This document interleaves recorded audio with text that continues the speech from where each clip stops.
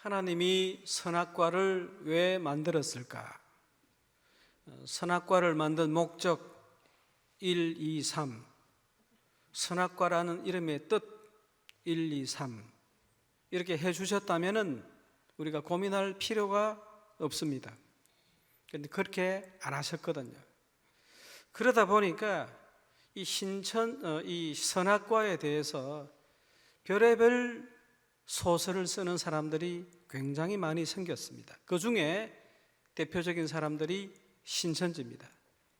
오늘은 이 신천지의 선악과 소설 이야기를 잠시 살펴보고, 그리고 참 이 선악과의 의미와 뜻이 뭔가 하는 것에 관해서 살펴보도록 하겠습니다. 창세기는 성경의 기초거든요. 그런데 그들은 이 기초부터 굉장히 희한한 그 소설을 쓰기 시작합니다. 여러분, 그 1 더하기 1은 2잖아요. 이게 정식입니다. 이게 기본입니다. 기초입니다. 그런데 1 더하기 1을 4.7935 이렇게 하는 사람들이 있다고 칩시다. 그 사람들이 와가지고 수학의 인수분해를 가르쳐주고 수학의 미적분을 가르쳐준다. 그러면 여러분 믿겠습니까? 제가 지난 화요일에 신천지 강사를 만났습니다. 이왕 오려거든 가장 노련하고 또 가장 실력 있고 연륜 있는 사람을 데리고 와라. 만났어요. 저기 한사랑병원 그 옆에 있는 커피숍에서 만났습니다. 약 1시간 20분 이야기를 하면서 제가 쭉 설명을 드렸습니다. 제 개인적인 바람은 그 사람이 좀 깨달았으면 좋겠는데, 그러면 감사하고, 못 깨달았으면 그 사람 복이 없는 거죠. 이 신천지는 이 선악과를 어떻게 이야기하느냐? 이 선악과는 실제 나무가 아니고 악의 조직이다, 그렇게 말합니다. 그리고 선악과에 나오는 그 뱀도 실제 뱀이 아니고 거짓 선지자다, 그렇게 말합니다. 그 근거를 어디다 두느냐? 다니엘서 4장에 둡니다. 다니엘서 4장에 보면은 느부갓네살 왕이 꾼 그 꿈에 관해서 나와요. 다니엘서 4장 10절에 보면 꿈을 꾸는데 어떻게 이야기를 하느냐 하면은, 내가 꿈에 본적 땅의 중앙에 한 나무가 있는 것을 보았다 그랬습니다. 중앙에 있는 나무, 중앙? 그러면 창세기 2장에 나오는 선악과 나무도 동산 중앙에 있었는데 뭔가 연관성이 있다, 그렇게 생각합니다. 그리고 이제부터 소설을 씁니다. 여러분, 이 다니엘서 4장에 나오는 이 나무와 그리고 창세기 2장에 나오는 선악과가 같은 것이다, 그렇게 말합니다. 그리고 이 느부갓네살 왕, 이방 왕이지 않습니까? 이 왕을 그 사탄의 두목 누시엘이라고 그렇게 봅니다. 그리고 이 느부갓네살 왕이 꾼 꿈 그 밑에 들짐승들이 있거든요. 이 들짐승들을 가리켜서 사단이 부리는 졸개들이다, 그렇게 합니다. 그러니까 이 다니엘서 4장의 그 나무와 그리고 창세기 2장에 나오는 선악과가 동일하다, 그렇게 주장을 합니다. 여러분, 과연 그 다니엘서 4장의 내용이 그럴까요? 느부갓네살 왕이 어느 날 꿈을 꾸었어요. 꿈을 딱 꿨는데 그 꿈을 이해하지 못했어요. 그래서 꿈을 잘 전에 이해했던 다니엘을 불렀습니다. 내가 꿈을 꾸었는데 좀 해석을 해라. 어떤 꿈이냐? 내가 꿈에 보니까 땅의 중앙에 나무가 하나 있는데 쭉쭉쭉쭉 자라가지고 하늘까지 닿았다 이거죠. 그런데 거기에 수많은 사람들이 몰려오고 짐승도 오고 새도 와서 그 그늘에 쉬고, 그리고 그 열매를 따먹는 꿈을 꾸었다. 이게 뭐냐 하니까 다니엘이 해석해 줍니다. 왕이시여, 그것은 왕의 지금 현재의 권세와 명예가 하늘 끝까지 닿는다는 그런 뜻입니다. 좋은 꿈입니다. 길몽입니다. 그렇게 말을 했죠. 그런데 다니엘아, 그 다음에 또 이런 꿈이 연속으로 이어졌어. 그런데 어떤 천사가 나타나더니 그 하늘 끝까지 닿아있던 그 나무를 베어버리라. 그리고 그 잎사귀와 가지와 열매도 싹 다 베어버리라. 그러면서 너무갓네살은 앞으로 이 들에서 살 것인데 들짐승들과 함께 뒹굴며 살 것이다. 근데 딱 그 기간이 7년이다. 그렇게 이야기를 해줍니다. 다니엘아, 이 꿈은 뭐지? 왕의 시여, 그건요, 왕의 권세와 명세가 하늘 높은 줄 모르고 치솟았지만 그러나 어떤 그 사건이 계기가 되어서 왕이 사람들 앞에 쫓겨나서 들에서 산다는 그런 뜻입니다. 들 짐승들과 함께. 그러나 딱 7년 동안만 그런 일이 있고 그 이후에는 왕으로 다시 복직합니다. 이렇게 들려주었어요. 느부갓네살 왕이 이 꿈 해몽을 듣고 그 다니엘서 4장 26절에 하나님을 찬양합니다. 하나님, 당신께 영광 드립니다. 하나님이 하시는 일은 정말로 신실하시고 그리고 우리가 의심할 여지가 없는 찬양받으시기에 합당하신 분입니다. 당신께 영광을 올려드립니다 라고 합니다. 자, 여러분, 방금 들었던 이 이야기가, 다니엘서 4장의 이야기가 사탄이 자기의 조직, 자기 악령들의 조직을 만드는 그런 이야기로 여러분 생각이 드십니까? 전혀 아니죠. 이건 이 느부갓네살 왕의 개인의 신상에 대한 이야기예요. 그것을 지금 이야기하고 있습니다. 여러분, 이 신천지 말대로 이 그 느부갓네살 왕이 사탄의 두목 누시엘이라면 그가 어떻게 하나님을 찬양하겠습니까? 하나님, 저의 영광을 받아 주십시오. 그럴 수 없잖아요. 그리고 그 느부갓네살 왕의 휘하에 지금 누가 있느냐면은 다니엘과 세 친구들이 있어요. 그러면 여러분, 이 다니엘과 세 친구들이 악령들의 그 조직원들입니까? 그렇지 않잖아요. 근데 신천지에서는 이 느부갓네살을 누시엘로 보고 그 다음에 이 다니엘서 4장의 이야기를 악령의 조직을 만드는 이야기로 봅니다. 말도 안 되는 이야기죠. 신천지가 소설을 써도 너무 썼어요. 그런데 사람들은 이 이야기를 듣고 그동안 한 번도 들어보지 못한 이야기라 그럽니다. 막 찬사를 보냅니다. 너무너무 기가 막힌 해석이라. 여러분, 제가 나중에 성경 공부하잖아요. 신천지. 이때 이 신천지 아니면 사이비에 빠지는 사람들의 그 심리에 대해서 제가 말씀을 드릴게요. 그게 뭐냐면 전문적인 용어로 인지부조화입니다. 그런 사람들은 잘 넘어가고요, 그 다음에 넘어갔다가도 안 나와요. 다 실체와 정체가 드러났는데도 안 나오는데 그 구조가 뭐냐면 인지부조화라는 것입니다. 제가 성경 공부 시간에 말씀을 드리겠습니다. 여러분, 신천지에 속지 마시기를 바랍니다. 자, 또 한 가지, 신천지는 그 하와를 유혹했던 뱀도 실제 뱀이 아니고 사람이라고 합니다. 왜? 어떻게 뱀이 말을 할 수 있느냐는 거죠. 실은 말을 할 수 있습니다, 여러분. 꽃뱀은 말을 하잖아요, 꽃뱀. 이 뱀이 어떻게 말을 하느냐? 그래서 이 뱀은 실제 뱀이 아니고 사람이고 거짓 선지자다, 그렇게 이야기를 합니다. 그런데 여러분, 성경 보십시오. 3장 1절에 이 뱀은 하나님이 지으신, 그랬습니다. 하나님이 지으신 들짐승 중에 가장 강교하더라. 하나님이 만들었다는 것이죠. 뱀이지 사람 아닙니다. 거짓 선지자 아닙니다. 뱀이에요. 신천지가 틀렸어요. 나중에 이 뱀이 이제 하나님의 저주를 받지 않습니까? 그때 뭐라 그러죠? 하나님께서 네가 배로 기어다니면서 흙을 먹으며 살리라. 지금 뱀 모습을 딱 관찰해 보십시오. 그대로지 않습니까? 뱀 땅바닥을 땅에 딱 대고 쫙 기어다닙니다. 그리고 그 땅에 있는 흙먼지, 흡입 폭풍하잖아요. 흡입 폭풍. 딱 그대로입니다. 뱀이에요, 뱀. 여러분, 당나귀가 말하는 거 들어보셨어요? 근데 민수기 22장에 보면 당나귀가 말을 합니다. 왜?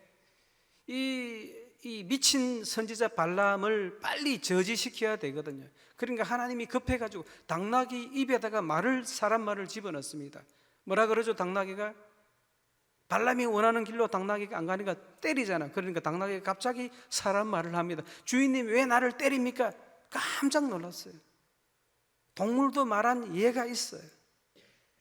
여러분, 뱀이 말을 했다고요? 할 수 있죠. 지금 사단 입장에서는 빨리 아담과 하와가 죄 지어가지고 죄의 뒷문을 열어서 제가 싹 세상에 들어오기를 바라는데, 그 과업을 이루기 위해서 그깟 사탄이 파충류 하나를 요리 못하겠습니까? 그 입에다가 말 집어넣는 거죠. 그래서 이거 먹어봐, 그러면 눈이 밝아져, 하나님처럼 돼. 뱀 말을 했다니까요. 여러분, 아담과 하와를 유혹했던 그 뱀은 실지 뱀 맞습니다.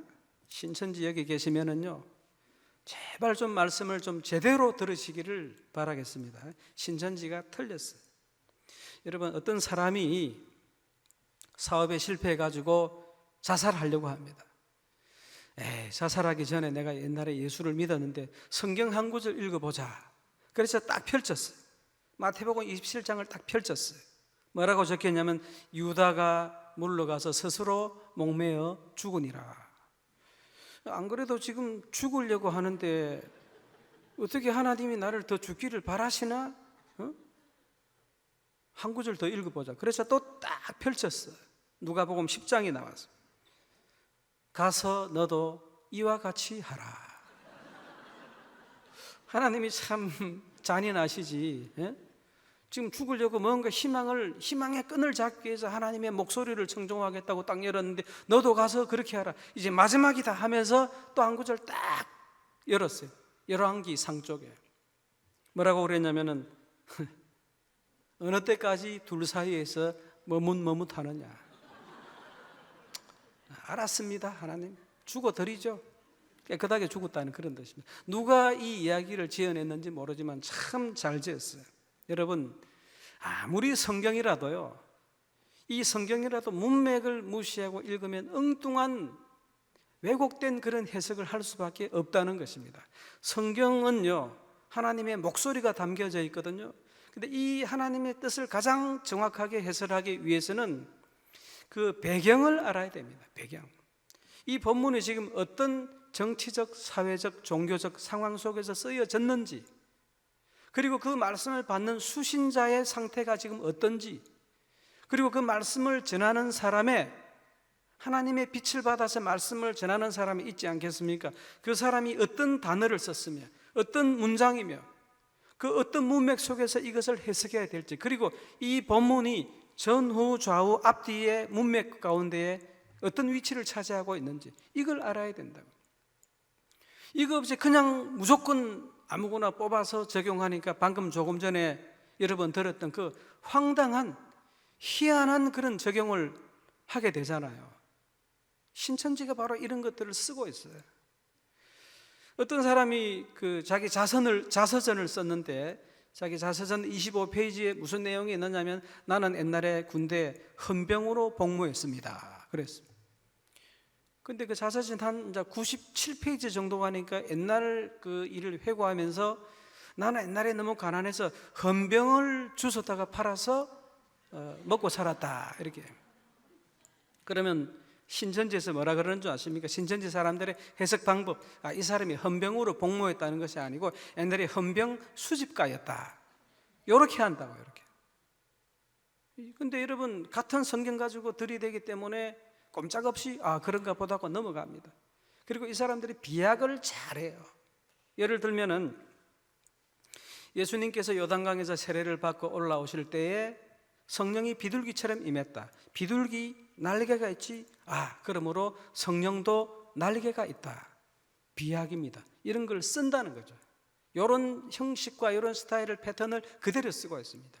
하나님은 우리의 아버지시다. 고로 하나님은 수염이 있으시다. 비약입니다. 비약. 여러분, 우리가 지금 말이 안 된다고 웃으셨잖아요. 근데 이러한 해석에 얼마나 많은 사람들이 넘어지고 자빠지는지 모릅니다. 안 넘어가려면 대비하는 수밖에 없어요. 여러분, 신천지 교리에 넘어가지 마시기 바랍니다. 요 단어 가지고 이렇게 장난치는 것은 100% 신천지입니다. 자, 그러면 이제부터 진짜를 공부하겠습니다. 왜 하나님께서 선악과를 두셨는가? 여러분, 선악과 이야기를 해석하는데 단골 메뉴가 사실 있어요. 뭐냐면 하나님이 사람에게 자유의지를 줘서 이 의지를 가지고 하나님 말씀에 순종하나 하나하나 그것을 시험하기 위해서 하나님이 주셨다. 단골 메뉴지 않습니까? 그죠? 예. 근데 이렇게 되면 하나님의 전지전능하심에 문제가 생겨요. 하나님은 전지하다 그랬는데 미리 다가오지 않은 그 미래에 대해서 다 알고 계신다 그랬는데 알면서 왜 선악과 던져줬어? 문제가 생긴다. 두 번째로 그 초대교회 시대의 교부들이 있어요. 교부들은 이 선악과를 해설을 하는 데 있어서 별로 그렇게 심각하지 않았습니다. 그냥 아담이 범죄해서 죄가 세상에 들어왔다. 오늘날처럼 하나님이 왜 선악과를 만들었느냐, 또 선악과의 뜻이 뭐냐, 이런 고민 안 했습니다. 단순하게 지나갔어요. 교부들은 초대교회. 근데 나중에 이제 역사가 쭉 진행되면서 계몽주의 시대가 되면서 그 사람들은 뭐라고 그러냐면 아담과 하와가 선악과 잘 따먹었다 그럽니다. 왜? 따먹고 나서 눈이 밝아졌기 때문에 그동안 무지 상태에 있었던 인간들이 이것을 따먹고 나서 점점 이성적인 인간으로 발전해 나갔기 때문에 좋은 일이었다. 이 칸트라, 헤겔 같은 철학자들이 그렇게 이야기합니다. 그러니까 말도 안 되는 소리고요. 가장 보편적이고 타당한 그런 그 가르침들이 있습니다. 그게 뭐냐면은 하나님이 이 모든 것을 만물을 만들어서 사람에게 주었잖아요. 식물도 만들고 씨 맺는 채소, 식물, 그 다음에 뭐 조류, 어류, 동물 다 만들고 난 다음에 인간들에게 위임했습니다. 다 맡겼어요. 여러분, 우리가 하나님의 형상대로 지음받았다 그랬잖아요. 하나님의 원형이 우리 속에 있다. 그 이마고 데이라고 하는 하나님의 원형의 뜻이 뭐냐면은 하나님께서 다스리시는 직능, 감독하시는 그 직능, 다스리고 감독하는 그 직능이 우리 속에 들어왔다는 것입니다. 그래서 우리가 하나님을 대신해서 이 세상 모든 만물을 다 관리하고 감독하고 다스리고 하는 그 직능을 우리에게 주셨다는 말씀입니다. 너희는 땅에 충만하라. 저 멀리까지 편만하게 흩어져서 살아라. 그리고 정복하라. 이 모든 만물을 관리하고 감독하고 다스려라. 정복하고 다스리라. 선하게 유용하라. 싹 다 우리에게 주셨어요. 그리고 창세기 1장 30절에 보면 줄 뿐만 아니고 이 모든 것을 너희들이 다 먹어라 그래. 마음대로 먹어라. 전부 다 우리 거였어요. 그리고 창세기 2장 15절에 보면 비로소 이 모든 만물들이 인간의 관리하에 들어가는 모습이 딱 나오고 있습니다. 다 우리 거였어요. 우리가 마음대로 쓸 수 있습니다. 인간에게 어마어마한 권한이 부여됐어요. 그런데 여러분, 인간은요, 착각하는 존재거든요. 인간은 참 긍정적인 착각을 하는 존재입니다. 이게 사회심리학에서 굉장히 중요한 용어입니다. 긍정적인 착각을 우리가 이 만물의 주인이네. 우리가 하나님하고 비슷하네. 실제로 사람 중에 자기가 하나님이라고 생각하는 사람들이 굉장히 많이 있습니다. 그러면서 이 생각하는데 하나님이 여기 딱 장치를 주었죠. 그게 뭡니까? 선악과. 만지는 것도 괜찮고 보는 것도 괜찮고 감상하는 것도 괜찮지만 먹지는 말라. 절대 먹지 말라. 사람들이 이거 먹고 저거 먹고 하다가 갑자기 선악과 앞에 딱 섰어요. 뭐가 생각나겠습니까? 하나님의 명령이 생각나는 거죠. 사람들은 이 선악과에 대해서 굉장히 불편했어요. 그리고 신경이 쓰였습니다. 하나님이 왜 저걸 못 먹게 했지? 참 하나님이 이상하시다. 그러면서 동산에서 또 이거 먹고 저거 먹고 순서대로 다 따먹다가 선악과 앞에 딱 섰어요. 스톱! 하나님이 먹지 마라 그랬다. 그 순간에 뭐가 딱 떠오릅니까? 하나님의 명령이 떠오르는 것입니다. 이 장치입니다. 너희가 세상에다 정신없이 살다가도 저 동산 중앙에 높이 달려있는 저 선악과를 바라보거든 누구를 기억하라고요? 이 세상의 진짜 주인인 나를 기억하라 하는 그런 뜻입니다. 선악과를 왜 두셨는가? 너희들이 시집가고 장가가고 공부하고 일하고 출세하고 돈 벌고 집 사고 다 정신없이 살다가도 그러나 동산 중앙 높이 달려있는 저 선악과를 보거든 누구를 기억하라고요? 주인이 따로 있다는 것입니다. 너희들을 창조하고 너희들에게 이 모든 위임을 다하신 진짜 주인 하나님이 있다는 사실을 기억하라. 그리고 그 말씀을 기억하라는 것입니다. 여러분, 제가 신학교 다닐 때 고복남이라는 친구가 있었어요. 제가 성경 공부 시간에 종종 말씀을 드렸습니다. 고복남, 제주도 사람, 찢어지게 가난했어요. 호르몬이 모시고 사는데, 그런데 어느 날 일본에서 삼촌이라는 분이 왔어요. 일본으로 어릴 때 건너가서 자수성가해서 큰 부자가 된 사람입니다. 이제 혈육이 그리우니까 제주도로 도착했는데 다 가족은 없고 조카만 있었어요. 조카를 만나가지고 너무 불쌍하게 사니까 제주도에 과수원 큰 거를 하나 사가지고 주었습니다. 여기서 네가 마음대로 경작하고 여기서 나오는 모든 이인은 네가 마음대로 쓰라. 그렇게 했습니다. 얼마나 감사합니까? 근데 이 삼촌이 근데 조건이 하나 있었어요. 내가 정한 날에 1년에 딱 한 번 나에게 세를 바쳐라. 다 줘놓고 1년에 딱 한 번. 그래서 그날만 되면 일본으로 돈을 송금합니다. 돈 액수가 얼마였는데 물어보니까 점심 한 끼 식사값밖에 안 되는 적은 돈이었어요. 반드시 꼬박꼬박 그 날짜를 하루라도 초과하면 전화로 불호령이 떨어지는 거예요. 딱 그날에 그 액수로 보내라. 여러분, 왜 그랬겠습니까? 이 고복남, 이 조카가 딱 그날이 되면은 딱 그 돈을 송금합니다. 송금하면서 누구를 생각하겠습니까? 삼촌을 생각하는 거죠. 지금까지 정신없이 내 건 줄 알고 내가 마음대로 경작했어요.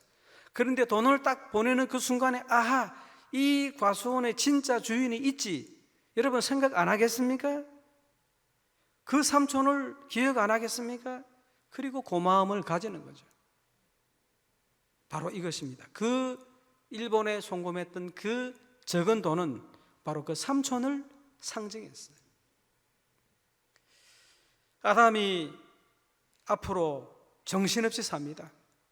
하나님께서 앞으로 너는 이 세상의 주인처럼 살아라. 그거 내가 인정한다. 내가 그렇게 만들었기 때문에, 다 이양했기 때문에 주인처럼 정신없이 바쁘고 땀 흘리며 살아라. 그러나 단 한 가지 기억하라. 동산 중앙 꼭대기에 높이 달린 저 선악과를 보거든 네가 진짜 주인이 아니라는 사실을 기억하라. 진짜 주인은 따로 있고 그분이 바로 창조주 하나님이시고, 그리고 그분의 말씀을 늘 기억하고 청종하라. 그래서 이 선악과는 무엇입니까? 바로 하나님을 상징하는 것이다. 한번 따라합시다. 선악과는 무엇인가? 하나님에 대한 상징이다. 이거 보면서 늘 하나님을 기억하고 하나님의 말씀, 하나님의 명령을 상기하는 겁니다. 안 그러면 우리는 이 세상에 우리가 주인인 것처럼 살아가게 되어 있다고요. 그래서 이 선악과는 하나님의 아담과 하와가 하나님 말씀을 잘 지키나 안 지키나 그거 시험하기 위해서 주신 것이 아니고, 아담에게 해당되는 것이 아니고, 이 성경을 펼쳐보는 모든 세대, 모든 사람들이 이 선악과 부분을 읽을 때 우리는 하나님을 바라보는 존재다. 저 선악과를 순간순간 항상 바라보는 존재로 살아야 된다 하는 그 교훈을 우리에게 주는 말씀입니다. 아시겠습니까? 다음에 누가 물어보면 대답하실 수 있겠습니까?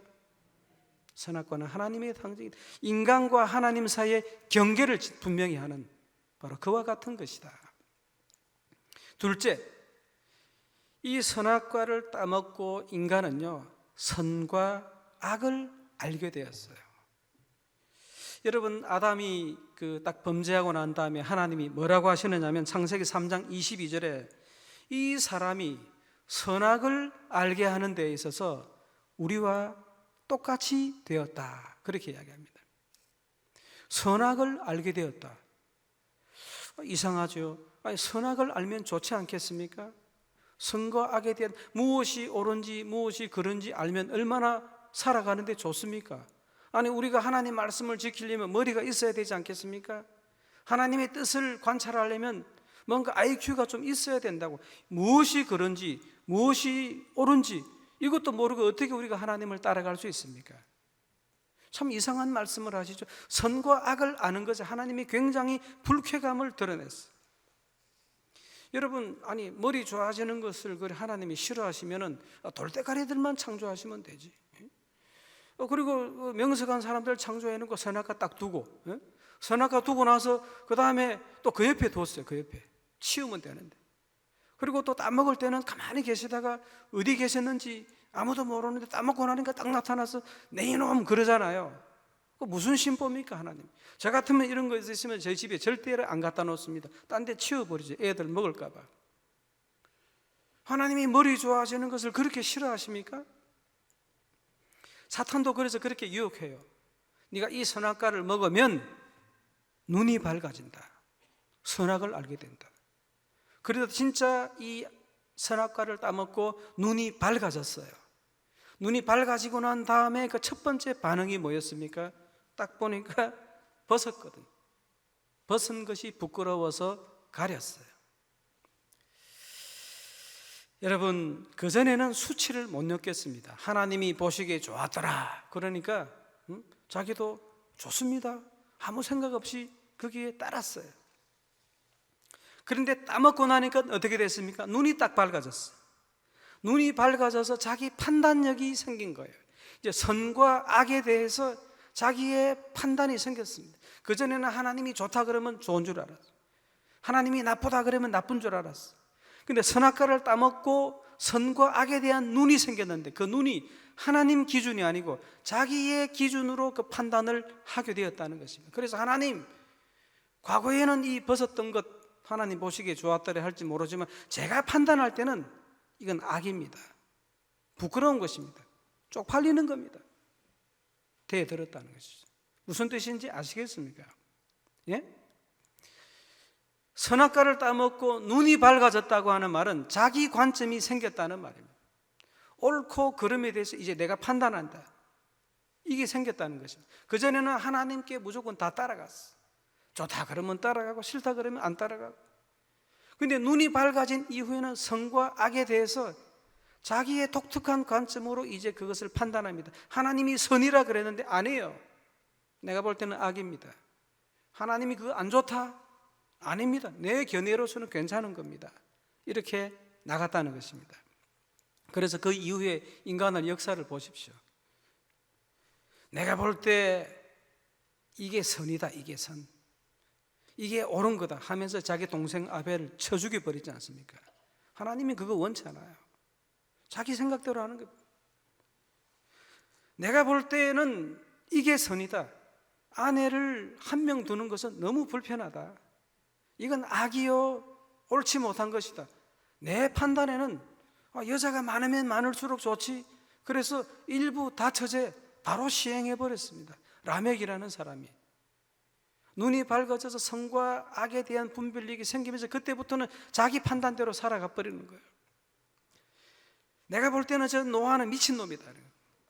아니, 저 산에다가 왜 배를 만드냐? 하나님께서는 그것을 좋게 보셨거든요. 옳게 보셨는데 내 판단으로는 저건 미친놈이다. 그래서 타라, 비가 온다, 타가라 그랬을 때도 거절했지 않습니까? 내가 판단할 때는, 우리가 판단할 때는 우리 자신은 스스로 지켜야 돼. 이것이 가장 선이고 옳은 것이다. 그런데 하나님께서는 그러면 안 된다 그랬는데도 가장 옳습니다. 그러면서 뭉쳐 다니면서 바벨탑 지어버렸잖아요.